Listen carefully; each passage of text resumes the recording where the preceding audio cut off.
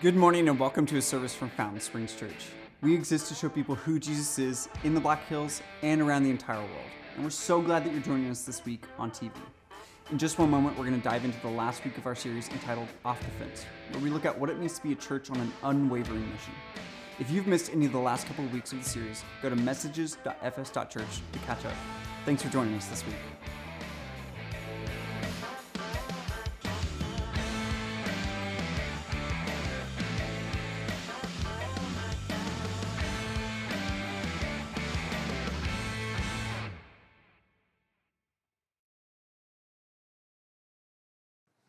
So if you've been missing this, here's where we landed. Everything I just told you happened, and then verse 24, so the party began. The lost son is back, and the party is going to be epic. We've already described it. If you like beef and barbecue, who cares who's at the party? This is just going to be good. But everyone wasn't happy about this. And there's a lesson in this. Let me walk you into the final part of the story. The older brother, it's always the older brother, no, just kidding. The older brother was angry and wouldn't go in. He wouldn't go into the party. If you don't know cultural history, especially with the Jewish tradition, if you had a meal with someone that you were at odds with, that was a way to restore the relationship. If you attended a wedding, you were affirming everything about the wedding, right? That's how this whole thing worked. So he's saying, I'm not going in there because, well, his father came out and begged him, but he replied, all these years I've slaved for you and never once refused to do a single thing you told me to do. And in all that time, you never gave me even one young goat for a feast with my friends. Yet when this son of yours, notice he doesn't say my brother, yet when this son of yours comes back after squandering your money on prostitutes, you celebrate by killing the fattened calf. This is how life works, okay? Not trying to be a downer. You can make all the right decisions. You can follow Jesus Christ as your personal Savior. There are people getting baptized. Come on. Like, you can do that and be like, we all should be happy about that. Everything should be good. Yay! But can we admit that it doesn't always land like we want it to land in the lives of the people around us? Which becomes a challenge. It becomes something in your life that you got to deal with, because so far in this series, we've talked about loving people. Yay! Talked about giving, and people are like, kind of yay, and oh no. Right? But necessary. Well, now we got to go after, what does a life look like committed to loving God and loving others the way Jesus said to do it? How do we do that? I want to teach you how, because it's in the Bible. It's not just best of luck, be optimistic, unfriend your haters. Watch what Dad says. We had to celebrate. I really don't have to say a whole lot more, because he's repeating that the son has returned. He was dead, now he's alive. He was lost, and now he's found. I want you to see this first part. We had to. When was the last time you said you had to? Sometimes it's like, well, I didn't technically have to, but like, I have to eat those cookies? No, you don't. You don't. But is that not the language that you and I both use when we walk into something saying, this is a big deal, and so we leverage the big deal. We talk about the big deal by saying, I have to, we have to. This is that important.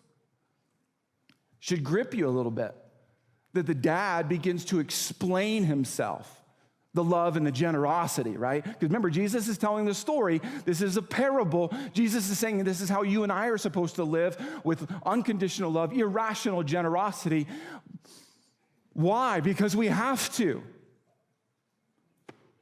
Every one of us, all of us, have stories of churches who decided to not love unconditionally.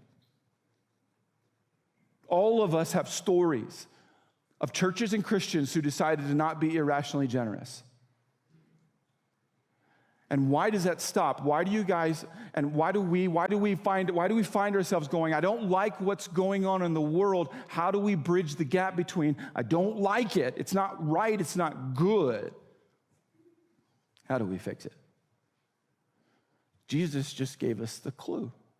The father never surrendered his responsibility of being a dad. It's that simple. In this story, Jesus isn't just telling a story time at the library. He's saying, this is how you live your life.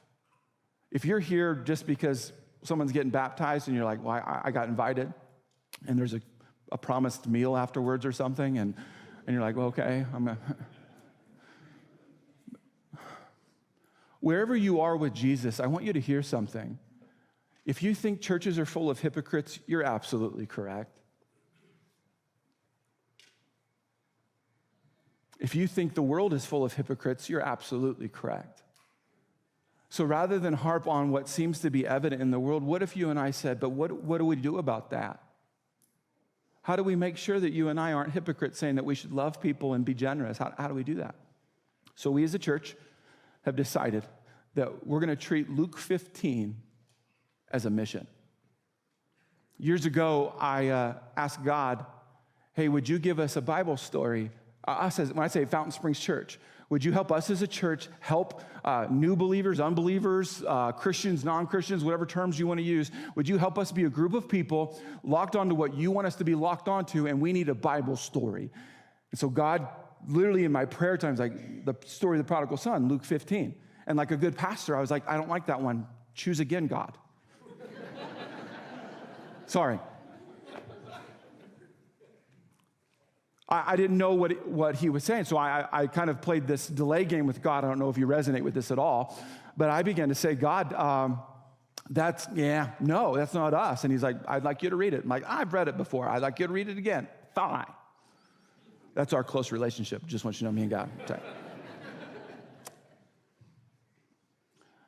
When I began to study it, and even we as a church began to study it, we began to see like, whoa, Luke 15 is a mission for life. If you've ever wanted to love people well, if you've ever wanted to follow Jesus Christ well, if you've ever wanted to have God in your life as you're supposed to, not religiously, but with relationship, and you're like, how do I do this? What kind of life do I? And we begin to say, well, go here and be this and stand up and sit down and kneel, and we begin to get into the methods of it, and we skip the values. And inside of this story, this mission, is a set of values that we've been talking about. And just in case you've been a part of this series and you've missed it, here we go. Here's the values in this story. Unconditional love. I've said that multiple times now. Irrational generosity. That's one of the values to live life by. But there's this last one. Unwavering mission. How does a person not just say this is what's right in life, or not just have this one-hit wonder kind of where like, I remember when I was this one time generous with this person, or I loved well this one time. How do you and I walk into work, school, our marriages, our parenting? How do we lead our businesses? How do we lead others? How do we be the church in the community, the region, the state, the nation, and the world that we're supposed to? There's a mission at hand. And guess what the great temptation of life is? To be on mission sometimes. All of us have done it. To be on mission when it's convenient, when everyone around us agrees to it. But we don't live in that kind of world. So how do we live this way? Good question. It's that we had to statement. It's conviction versus preference. Let's talk about preference, because frankly, I have lots of them. I prefer not the cake donut, all of the other donuts. Some of you like cake donuts. That's fine. You have the right to like that.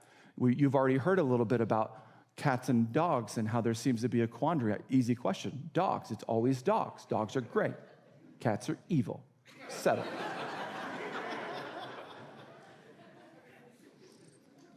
You have preferences, I do too. You have preferences for music. We don't need to go into that because we will create an all-out brawl in this church. You have preferences. Preferences are not like this evil thing in our life. And But the problem is, and this is where we get it, is preferences are fine until preferences get more weight, more authority than convictions. Every one of us faces this tension of, I have these convictions, but then a preference walks by, and a preference is tasty and smells good, or gives us a feeling that we might be in the mood for. It's why temptation is so good. It goes after your preferences. And the father in this story brings up, we had to. That's a convictional approach to life. Notice he doesn't tell the older brother, so I want to hear your whole story. Tell me why. You might have a good point here. Notice he doesn't tell his son, I've got to endorse everything you're telling me in order for me to love you. You notice his response is, we have to do this. We have to. I wonder if the father had in his head going, and I don't want to. I know sometimes we're like, oh, David doesn't say that in the Bible. I agree. I just know when someone's hurt me, I don't typically think about giving them the best steaks from the freezer. I don't typically think about, how do I reward this person? But do you know you can make decisions that go against your preferences because of a conviction you have? So let me say something that you already know, but in relation to our series, getting off the fence requires courage. And I would tell you, why aren't all churches healthy? Why aren't all Christians actually people who do what they say they believe, right? Why? Is it because they want to be a hypocrite or they're not in the mood to do it? I think it's courage related. I think since we were little kids, all of us have constantly been battling how to be courageous enough to do what should be done. I've been a leader long enough now. When I say leader, like children in the home. I've been married long enough. I've been a pastor long enough to tell you the greatest deficit I believe in Christians these days is courage. If you don't know something about this church, I'll tell you. The history I'm told is this church in 1999 was supposed to close. Like forever end, be done. We never hear of it again. And a courageous group of people have been willing to let Jesus be the guide rather than religion or preference. Jesus gave us this model. Luke 19:10, one of my favorite verses. For the Son of Man, who is Jesus, the Son of Man came to seek and save those who are lost. Yay, right? If you don't, grace, mercy, yay? Come on. When there's baptisms, I hope we're better than this. For the Son of Man, for Jesus Christ, his mission, right? Why does he invade the earth, come in physical form? Why does God show up like he does? To seek and save those who are lost. But if you study the life of Jesus, do you know that on multiple occasions, we have in the Bible, the Holy Bible, moments where Jesus is like, I don't feel like doing this right now. One moment, Jesus is in the garden, nearing his impending brutal beating and death and all of that. And we have on record this prayer going, Father, like, if there's another way, if there's another option, let's do that. And you have to wonder, was courage in low supply at that moment? But then he says something very convictionally, but I'll do what you want, Father. Like, let's do the will of the Father. And you see courage in Jesus. Sometimes we treat Jesus like he was 0% human, even though the Bible says that he faced what you and I face. I'm telling you with all conviction that he had conviction and needed courage, and you do too, every day. And let's keep teaching the healthiest courage comes from the right convictions. Sometimes I'll do this with my kids. Hey, you don't need to be afraid. Just, be brave. Never works, ever. They still have, yeah. Have you ever wondered how to have the courage that other people seem to have? I have. Like you watch people go through stuff and you're like, well, you must not have been afraid. And they would say, oh, let me tell you. Most people that I know that put themselves in dangerous situations, it's not that they're in their situations going, I wasn't scared at all. It was totally just, no big deal. Most of us are like, whoa, it was intimidating. It was scary. It was dangerous. In a conversation when you have to confront someone going, I didn't want to do that. Most normal, healthy human beings do not love confronting another person. But some do and some don't. Where's this come from? And I would say healthy convictions. What tips someone over from going, this is the right thing to do. I need to do that. That's how I need to live my life. That's the mission I need to be on. I'm afraid. It might mean I have to make some tough decisions. How do I get there? I would tell you it's not the lack of fear. It's the presence of convictions. If you want to live the rest of your life as Jesus intended you got to have the right convictions. And so I wondered, writing this sermon, going, does our church know the convictions that our church is led by? And the answer that God gave me was no. I think he's wrong, but I'm still going to do it anyways. I'm just kidding. He's totally right. But if you don't know what convictions to lead your life with, if no one's ever taught you, like, what should I, fuel my family with? How do we make decisions about what we do and what we don't do? How do I lead whatever you're leading? How do I respond to hurt and pain? What kind of convictions need to walk with me into all of the rest of life?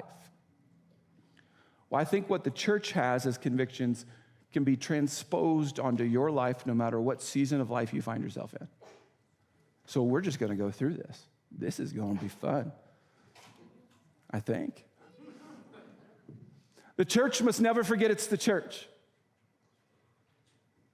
Kind of goes back to the beginning with the father. The father, he didn't forget he was dad.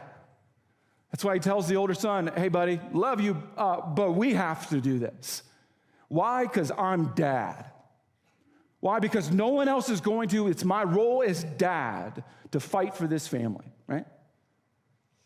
Jesus never forgot that he is the answer that we needed, the salvation that we crave. And even in the midst of perhaps fear and intimidation, being brutally beaten and all the atrocities that went on with Jesus, he never forgets that he is, of all the names he has, one of them being he's the Savior. He's the guy. He didn't forget. And the church must never forget that we're the church. If you want to know why there's so much tension in politics, let me tell you. It's because so many of us are demanding and wanting of the government what the church should actually be doing. But over history, the church stopped realizing it was the church and designed by God himself to take care of people's needs, and we let the government take care of stuff, a group of people who can't do it well, won't do it well, it's never going to happen well because we're supposed to. There is your political science lesson for the day.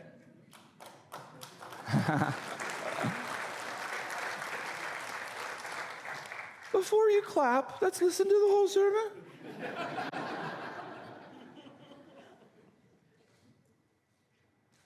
Here's another conviction. Jesus Christ is the hope of the world. Let me state this clearly. No political party is. Listen. Your boyfriend is not the hope of your world. Neither is your girlfriend. Let me walk this further. Your husband and your wife. Your children. The hope for this world is Jesus. And I think we've not necessarily mentally forgotten that. We just have paused that. That's true, David. That's right. Are you letting that conviction drive your decision making? Because when next fear that you face, if you bring this with you, that fear has less of a chance. Jesus' plan for spreading that hope is the church. Let me give you some examples. When Jesus said he was going to build he didn't say, my hospital, which we need hospitals. I'm happy a hospital is available. He didn't say we're going to build a nonprofit organization. What Jesus said, I'm going to build the church. And why was he going to build the church? The church was intended to then disseminate this hope according to Jesus' commission everywhere. Jesus' plan. If you hate the church, that's fine. Totally fine. It's still Jesus' plan. Be careful trashing another person's bride. Be very careful. You do that with me, I'd probably lose my job. You could not like the church. That's no excuse to pull away from the church. Because it's the delivery vehicle that Jesus intended. So either we don't like it and we fix it, or we just sit on the fence. Another conviction: the power of God's presence is essential. You're like, but isn't God everywhere? Yes. Matthew 18:20. Let me show this to you. For where 2 or 3 gather together as my followers, I am there among them. Interesting that Jesus says this, because what I'll tell you is, and we learned a little bit of this in the midst of COVID and not gathering in person, but I'm going to tell you there's something significant and supernatural when we gather. So you need to know that as a church, we have a conviction that no matter what the weather is like, and no amens there, come on. I mean, like, when they close I-90 down, which that's their choice, it's fine, but when we can't meet in person, we figure out a way to get together in our living rooms and wherever you watch it digitally, hello online, right? Like, we figure it out because assembling together, gathering together to experience the presence of God is essential. And if you want to know why some people don't have courage to follow God, because they don't spend time with God with anyone else. It's the classic social media post of someone being out hiking by themselves going, this is my church. And I would say, that's good for one hike. What about when you need someone, though? So we'll tell you over and over that it is a passion of ours to experience the presence of God together and alone, but there's something about together that we hold as a conviction. Here, let's do more. The best tooling and teaching comes from the internet, or from the Bible. Just trying to help.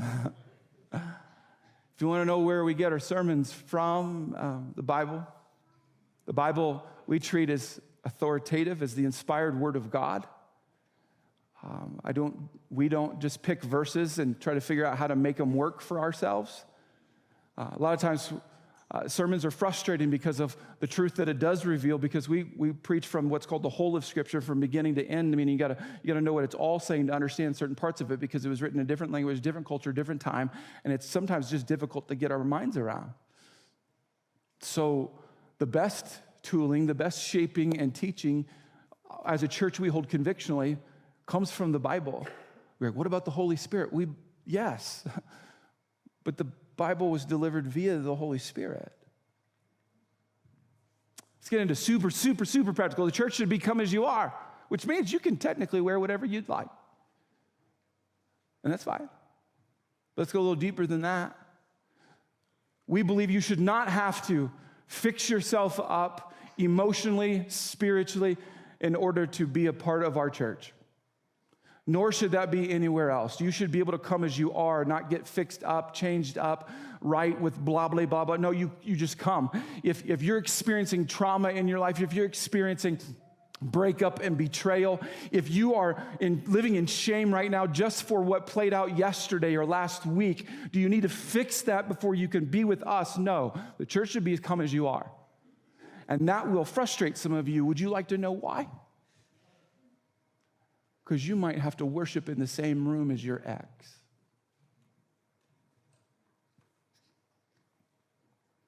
Or the person that you don't like from school.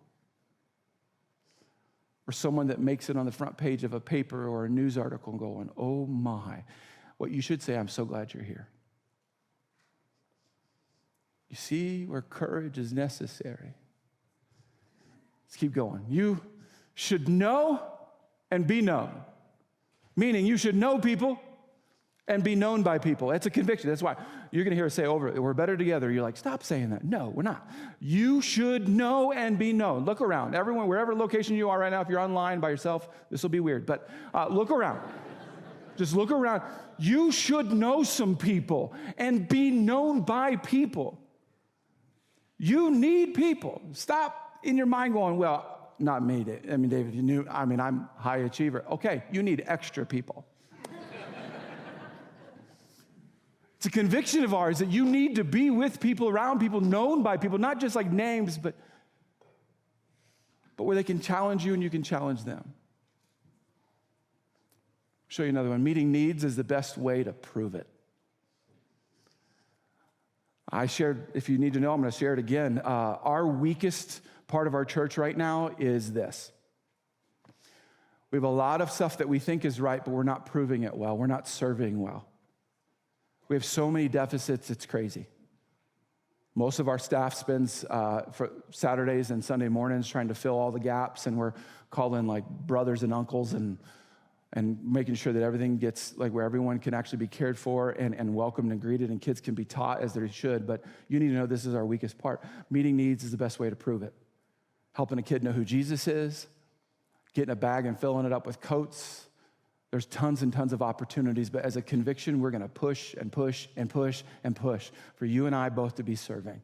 Serve with your family, serve with your roommates, serve by yourself. If you're single, come on, start serving. It'll help. Every stage of life matters. The healthiest churches, I'll tell you, are multi-generational, meaning you shouldn't look around and say, like, everyone is looking exactly the same. A healthy church has children, teenagers, young adults, and then adults. And we as a church believe wholeheartedly it's a conviction that every stage of life matters. And so we will offer very specific age-related opportunities to learn about Jesus because every stage of life matters. We don't just have babysitting and once they get to be like, well, when they can serve and give, then we'll take it. No. Every stage of life matters. That's just some of the convictions that you are welcome to steal and live out. All helping us do this, our unwavering mission, to show people who Jesus is. I hope you want to do this. What an incredible message from Pastor David. We're so grateful that you chose to take time out of your day and join us for church.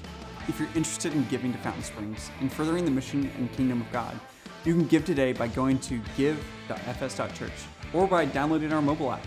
Thanks for joining us today, and we hope you have a great week.